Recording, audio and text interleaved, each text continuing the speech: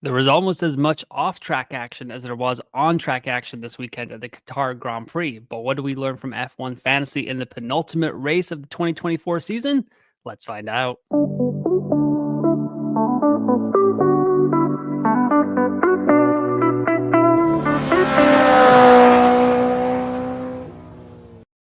What is up, everyone? Welcome to another episode of F1 Fantasy Pole Position. It is Monday, December 2nd. My name is Ewan. On today's episode, I'm going to go over a quick Qatar Grand Prix race review episode before we get into the final week of content for the F1 Fantasy 2024 season.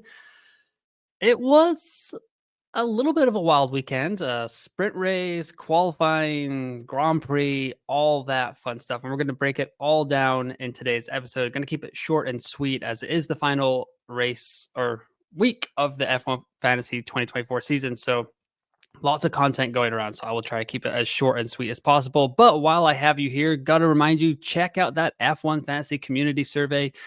We have one more week to get our answers into F1 and potentially shape the game for 2025 and beyond. So click that link in the description below.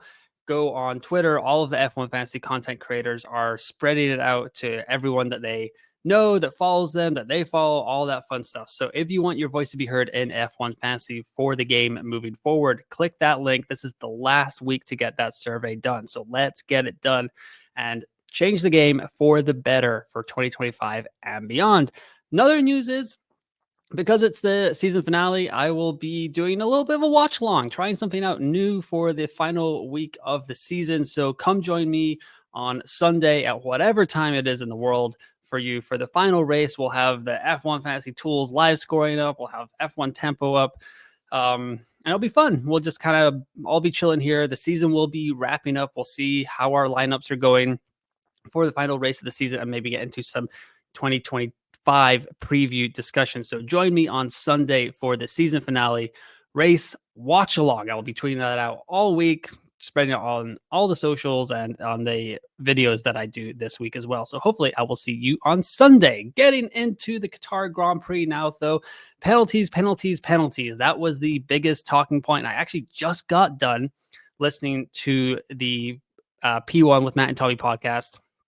And I got to say that while the Lando penalty was race wrecking, it does sound like it's pretty consistent. Double waved yellow flags, did not step off the throttle, safety issue. You're going to get that done. So that is a little bit of me being a kind of drive to survive convert, or kind of from probably like 2020, 2019 onwards, just maybe not seeing that as often. So while it was happening yesterday, I was pretty appalled, especially as a Lando 2X manager. But it does seem like the penalty was warranted. The evidence was clear. Lando even said himself after the race on Sky Sports that, yeah, pretty clear penalty. I messed up kind of thing there. So that kind of sucked. There were penalties for Liam Lawson, Lewis Hamilton, Oscar Piastri had like a pit lane infringement at the beginning of the race. But in general, just also the safety car issue, the race directors, the stewards, like the FAI needs to clean itself up, get it together, because there could be a world where F1 just breaks away from the FIA altogether, especially with so many pro sports, kind of all these feeder leagues, all these other breakaway leagues popping up. There's probably no reason that drivers can't get together with F1 and just kind of do this thing and break away from the FIA if they are sick of this kind of inconsistency and like safety issues. Like Lewis Hamilton and Carlos Sainz nearly had their race ruined because of the wing mirror incident. Anyways, a little bit of a rant over there. Verstappen claims his 9th win of 2024, the first time he's actually won in dry conditions since Spain. So great job by him. Norris, race ruined, 3 times DRS in the mud. Rough weekend for extra DRS managers with the triple McLaren. It was looking hunky-dory. Saturday, there was a little bit of a swing. I saw Zach F1 was a little bit upset because Lando gave up the position at the very end to Piastri to pay him back for Brazil, and he lost fastest lap as well. So that was a pretty big swing on Saturday. The swing got even bigger on Sunday with the penalty. And in general, the extra DRS boost just while it gained you guys points if you used it, it was not as powerful as it should have been. Piastri got his most points since Baku. So last week in the race review for Las Vegas, I was talking about a dip down under for Piastri, how he had kind of been struggling. But thanks to Lando's penalty, he finished on the podium, or Piastri finished on the podium. He was passed by Leclerc, so that's not great, especially when McLaren was showing such good pace. But in general, a pretty good bounce back weekend for the Australian. Ferrari were not as bad as we thought. They topped the times in FP1, and we're all kind of like looking at each other like, is this going to be another weekend where it all goes up in the air? But sprint qualifying kind of showed their true pace. They're pretty good in the race as well. Charles Leclerc putting together some fastest laps and kind of making his way through to P2 as well. So great job by him. Carlos Sainz is kind of a quieter Sunday as well. But yeah, Ferrari and McLaren were still the clear 1-2 as the constructors. Sauber saves their season. Zhou Guanyu getting in the points. Valtteri Bottas and Zhou Guanyu both rising in F1 fantasy. Bottas for the first time since Canada. That is crazy. Zhou Guanyu getting his first million price rise of the season as well. Just one of those weekends where it all comes together. So Sauber will not be, I think it was on the broadcast, they said the first team since 99 to not get a point, but that doesn't seem right. Maybe they were just saying since 99, there'd only been 2 or 3 teams that had not gone a season without a point. But yeah, great job by Sauber. It was a good weekend to have a bad budget, I guess, if you were saddled with both Sauber guys like I was. And admittedly, I got to put my hands up here. I avoided Albon because of the terrible vibes for the DNF, but I even said when I tweeted out my lineup in the last hour before lineup lock that I had a gut feeling that Albon was going to have a good weekend. And he didn't have a bad weekend. 5 points, not bad for Albon. He just didn't DNF, so good job by Williams there. But yeah, Zhou Guanyu, wow, just out of nowhere, driver of the day, as we're going to get into as well. But yeah, crazy stuff for Sauber. Great job by them. And then Gasly gets it done, finishing 5th in the race. Fantastic drive yet again for him. He is going to be one to watch in 2025 if Alpine can get that car sorted out and kind of on the right track to start the season, because he is driving his best races of the season at the very end. So great job by him. And Esteban Ocon out. So this has not changed in the game yet. I don't think we've seen anything official on Twitter, but the race was reporting, Autosport was reporting that Esteban Ocon is going to sit out the final race of the 2024 season in Abu Dhabi, and Jack Doohan is going to get in the car for Alpine. So if you have Esteban Ocon, which I don't think a lot of people do, you will probably have to use a transfer out for him in the final race weekend of the 2024 season. So make sure you get that done as well. Jack Doohan will come in. I have no idea what his price is going to be. Ocon is not in like the upgraded Alpine. So yeah, it's just going to be one of those things. Pierre Gasly definitely going to be an option, though, for the final race of the season if you can afford him. Qatar Grand Prix facts and stats for Verstappen, Leclerc, Piastri on the podium in terms of F1 fantasy points scored. Positions gained, K-Mag with 6, Gasly 5, and then 5 other drivers with 3. Overtakes, it went to Magnussen with 12, Tsunoda and Zhou Guanyu with 10, and Hamilton and Valtteri Bottas with 9. And the fastest pit stop was Red Bull 10, McLaren 5, and Kick Sauber with 3. I'll do it in a review show, but I'm going to assume right now that Kick Sauber are probably like one of the best of the rest when it comes outside the top 4 constructors in terms of fastest pit stop points, because they've had a fastest pit stop this season and they've kind of just popped up here every now and then on the graphic. Zhou Guanyu, second 20-point performance of his career. Also after 2024 Miami earlier this season. It's the highest score of his F1 career. It's the first driver of the day award of his F1 career. So he is going out of F1 on a high. There are rumors that he's likely going to be a reserve driver for one of the teams, maybe Ferrari, just with the Alpha Tower or Alfa Romeo links going on there. So maybe we'll still see Zhou Guanyu at some point in like some FP1s or something like that moving forward. 27 fantasy points, qualified. He did not qualify 10th. He did not finish second. I forgot to update those graphics, but great weekend for him. Positions gained 4, overtakes 4, got Sauber their first points with an 8th placed finish in Sunday's race. So just a phenomenal weekend, 1 million price rise. It was just... It's just one of those things that it all came together. The F1 fantasy community all came together. We're voting for Zhou Guanyu to get driver of the day, and I think he pipped Max Verstappen by 1 or 2 percentage points the last time that I saw that graphic going around the race. So great job by him. He's now more expensive than Alexander Albon by almost $1 million. So if you need $1 million for the final race of the season, for some reason, you can go down from Zhou Guanyu to Alexander Albon, save yourself $1 million there, and upgrade, like if you need it to get from Mercedes to Ferrari or something like that. There you go for Abu Dhabi.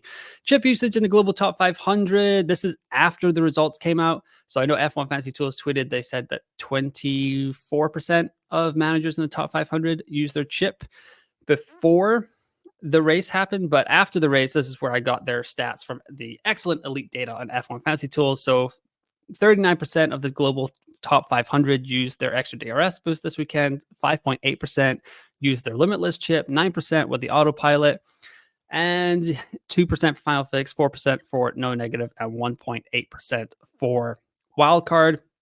Not a lot of chips remaining in the global top 500. 2.4% of teams have their extra DRS boost left. 0.2% of teams have their limitless chip left. But autopilot 9%, final fix 31%, no negative 3.8%, wildcard 18.8%. So really, if a premium asset crashes in Abu Dhabi and someone has their final fix on there, maybe that would be the only way to kind of have a huge swing in the top 500. But a lot of managers have used a lot of their chips right now. And yeah, final fix, I guess, if we get something kind of crazy in qualifying, will be very popular. But it's the last race of the season, so smoke them if you got them. Like, use those chips. Don't leave them in your back pocket, especially like the final fix, or maybe not the final fix, but like no negative, like the 3.8% managers that play that chip.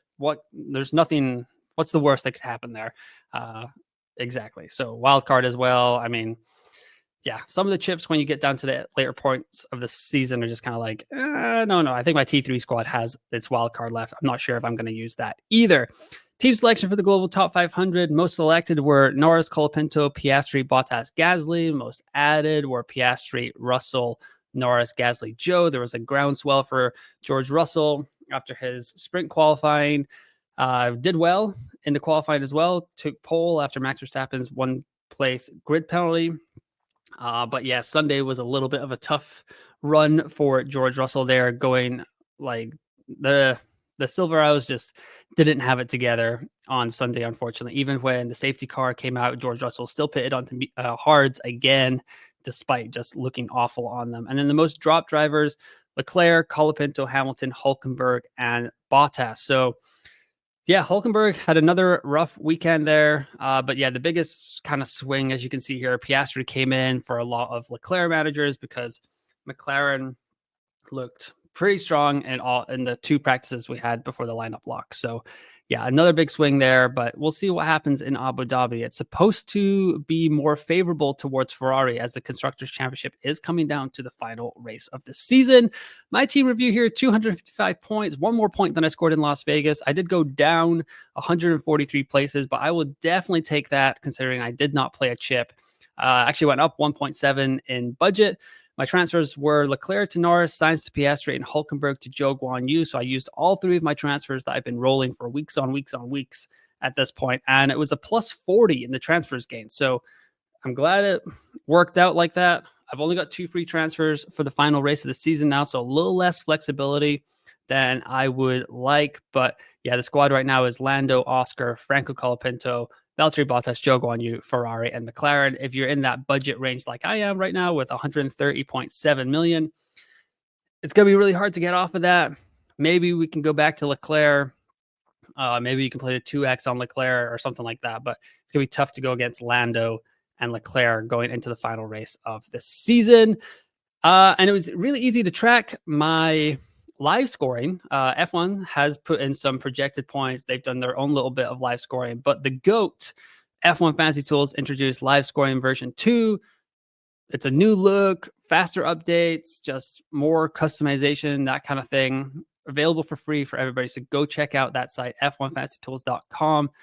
Click that link that's in the Twitter picture right now, v2.f1fantasytools.com, to see the new shiny toys that they've got for their live scoring. Extra DRS boost was the biggest kind of topic of the weekend here. On the left here, you've got my team from the Coda. That's when I played my extra DRS boost. And on the right here is actually Pop Pan Man F1's team from yesterday's race in Qatar. As you can see, neither chip really worked out all that great. Franco Colapinto with the DNF does hurt a little bit. That would have helped out quite a bit. It would have probably been a wash at that point. So as you can see here, Oscar and Oscar scored a little bit less in Coda than he did in Qatar. Lando got unlucky with his penalty or just not following the rules kind of thing. But it could have been a really big weekend for the extra DRS boost in Qatar. It just did not work out that way, especially with the Colapinto DNF. Bottas and Zhou Guanyu were huge as well. So if Lando had been, if it's been like a McLaren 2-3, it would have been a way different story for the extra DRS boost managers. They would have been in a great spot. And I think if Lando didn't have that stop and go penalty, I think he could have challenged Max. It would have been tough. The track proved to be not the most overtaking friendly track that we've seen in F1 Fantasy this season. I wonder if they're going to try and make changes to that going forward, because it was a little dull at times. There were some like really cool passes in turn one, but that was really the only spot. It was like, if you don't get them now, like that's really it. You didn't really see too many passes outside of maybe like at the start of the race around like turns 2 and 3. So yeah, it was a little bit of a slow watch, but like there was so much off track action that it really helped the race kind of be spiced up a little bit. But yeah, when it comes to extra DRS boost, it did turn out that Coda was the better option, but I don't think that was any fault of the managers that used it in Qatar. It was totally outside of their control with the penalties and the DNF to Franco Colapinto. So hard luck if you went there. It wasn't too big of a gap here. As you can see, like 27 points, which can be made up, hopefully, in the final race of the season. I think I'm actually behind Pop Pan Man in our content creators league by about 5 points now. So Tom, I'm coming for you in this last week of the F1 fantasy season. Maybe I'll have to make my lineup a little bit different, but maybe he'll go Silver Arrows, because I've seen him on Twitter. He's been to-ing and froing going with Mercedes the last couple of weeks. He hasn't gone there yet, but yeah, it's been fun to kind of watch his thought process each and every weekend. One of the best fantasy managers out there, finished top 100 in the world last year. So great job by him. Price change headlines: Verstappen and Leclerc, the only tier A assets with maximum price change. Zhou Guanyu rises 1 million for the first time in 2024. He actually passes Alexander Albon in price now. Valtteri Bottas rises for the first time since Canada. Gasly rises 1 million for the second time in 3 races. And honestly, he could have gone up again in Vegas if he didn't have that DNF. And then Ocon and Magnussen passed Stroll to be the most expensive tier C drivers. And that probably means that Kevin Magnussen is going to end up as the most expensive tier C driver for F1 Fantasy this season, because Ocon is going to get some inactive driver penalties in the last weekend if it is confirmed that he will not be driving for Alpine. And yeah, I don't think Matt Stroll is going anywhere either. Just honestly, like he was okay at the beginning of the season because it's kind of like free budget rises, but just a terrible F1 fantasy asset. And yeah, is not even like a budget gaining option right now with how he is driving. F1 Fantasy pole position league updates. Leapers 1 has pretty much locked up the global league, and he has locked up this league for a quick minute now. So great job by Leapers 1. You absolutely crushed it in F1 Fantasy this season. Rock places second. Kevin Race Day third. Ricardo is fourth. He had a little bit of a final fix snafu this weekend. It was a bold move. I enjoyed it, but yeah, Ricardo, let me know in the comments below what the thought process was behind that. Not to like criticize or anything, just really interested to hear where your head was at, what kind of made you push those buttons kind of thing. And then Master of Science has snuck back into the top 5 at 5508 with 1 race to go. Qatar top 5 here. Apex Line 353. Asian Sensations 346, Mrs. Leclerc 16 345, and then Rocky Cap, Lucy Cap, and Low Risk High Reward at 344, tied for fourth. Third and fourth here use their Limitless chip. First and second use their extra DRS boost. So great job by y'all in Qatar. Upcoming races, one race to go. Abu Dhabi this weekend. There will be a race preview, a final thoughts, and the season finale watch along coming out of this YouTube channel. So make sure you like and subscribe to the podcast, or to the YouTube channel and the podcast, so you don't miss any F1 fantasy content coming out of F1 Fantasy Pole Position. And then you can follow me on X, Blue Sky, Instagram, TikTok, all those places at F1 Fantasy U, and that is where I am at on there. Quick reminder, one more time, season finale race watch along Abu Dhabi Grand Prix on Sunday. Hope to see you there. And the F1 Fantasy Community Survey. Get that done. We are very close to hitting the goal of 1,000 responses for F1 Fantasy, so we can get our voices heard and let the developers over at F1 Fantasy know what we would like them to change. Live scoring, less DNF penalties, sprint qualifying points. I don't know whatever's coming up in your brain, let them know, and we can hopefully get that done for the 2025 season. But like I said, follow me on all the socials at F1 Fantasy U, and like the video, subscribe to the YouTube channel. Still trying to grow, one race to go in the season. It's been a phenomenal year for the channel. So thank you to each and every one of you that has always commented, viewed, subscribed. But we are going to move on to bigger and better things for the off season and the 2025 full season. So yeah, that will do it. I'll be back with a race preview in a couple of days' time. But once again, thanks for listening. Thanks for watching, and I will talk to you next time.